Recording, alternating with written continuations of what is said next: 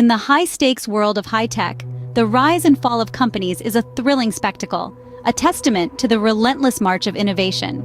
From the dawn of supercomputing in the 1980s to the first Internet IPOs of the mid-90s, the tech industry has been a roller coaster ride of success and failure. Dr. Hwa A, a seasoned observer of this dynamic landscape, provides unique insights into the factors that determine which companies thrive and which ones fade into obscurity. Consider the auto industry, a defining sector of the 20th century. Henry Ford's Model T, introduced in 1908, revolutionized transportation with its affordability and assembly line production. But Ford's relentless focus on efficiency and cost-cutting, coupled with their refusal to update the Model T's design or offer it in any color but black, ultimately led to a decline in market share. Meanwhile, General Motors, under the leadership of Alfred P. Sloan Jr., was surging ahead, soon to become the world's largest car maker. Yet, even as General Motors was reaching its zenith, a new challenger was quietly emerging. Taiichi Ono, a production engineer at Toyota, was devising innovative ways to manufacture a variety of cars in small runs.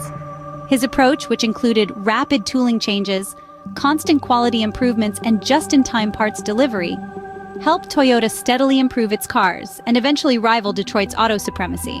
Now, turn to the retail industry.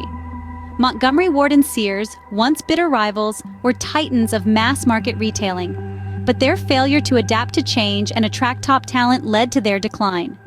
Today, these former retail giants serve as cautionary tales of what can happen when companies become prisoners of past success. Finally, consider the photography industry.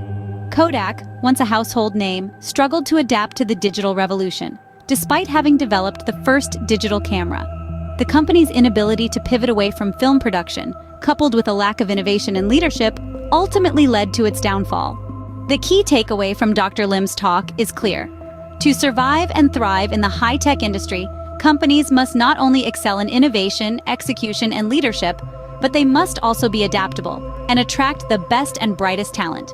Companies that fail to do so risk becoming prisoners of their past success, unable to navigate the twists and turns of the ever-evolving tech landscape.